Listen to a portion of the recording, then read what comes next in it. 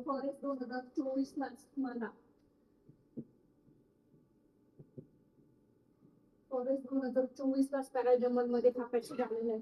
त्याच्यामध्ये तुम्हाला परत एक पेसेज उलट्या सुलट्या क्रम मध्ये मांडलेला आहे आणि तो तुम्हाला व्यवस्थित क्रमाने मांडायचा आहे.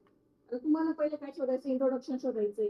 तर मग बघा, मी आधीच सांगितलंय प्रोनाउन पासून वाक्याची सुरुवात होणार नाही. आता इथे शी दिलेलं आहे, इथे पण शी दिलेलं आहे, इथे पण फॉर दिलेलं आहे. ह्या प्रोनाउन पासून वाक्याची सुरुवात होणार नाही. वाक्याची सुरुवात कुठून होते? नाउन पासून. Florence Nightingale was born on 12th of May 1820 in Florence, Italy. आता ही जी फ्लोरेन्स नाइटिंगेल ही काय झाली? 12 मे 1820 मध्ये फ्लॉरेन्स इटलीमध्ये तिचा जन्म झाला. हे आहे आपलं वाक्याचं introduction.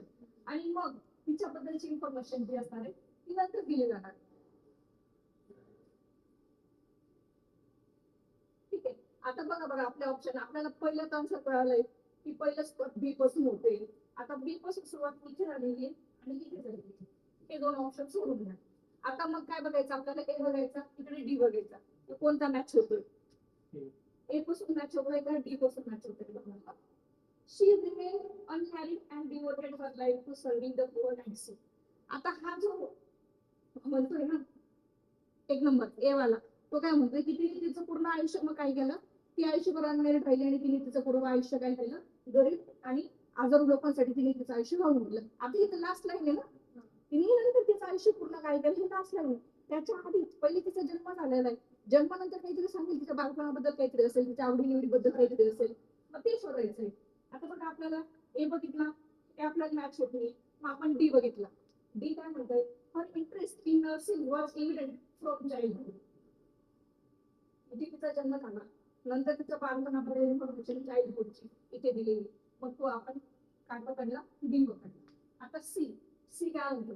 She would be spend time taking care of her injured birds and animals. नंतर तिने काय केलं?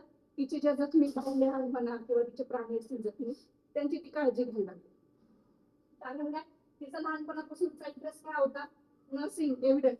तिला लहानपणापासून दुसऱ्यांसाठी काळजी घ्यायला तिला आवडायचं, म्हणून हा तिचा इंटरेस्ट होता. नंतर तिने तिच्या बातम्या वगैरे जे प्राणी असतील तिच्या त्यांची तिने काळजी घ्यायला सुरुवात केली. आणि नंतर मग लास्ट मध्ये डी वाला सॉरी का पुढे गेला ए वाला.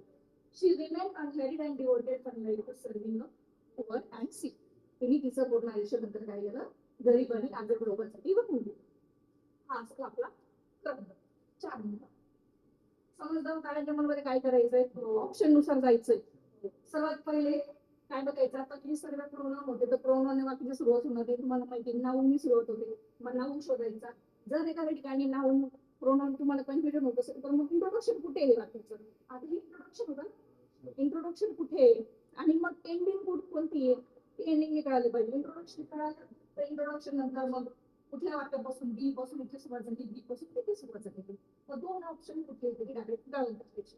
म्हणजे जिथे तुम्हाला कन्फ्युजन झाला ना त्या ठिकाणी दोन प्रॉपर आन्सर जे चुकीचे असतात ते पहिले शोधायचे. जे दोन प्रॉपर आहे ते चुकीचे आहेत ते सोडून टाका.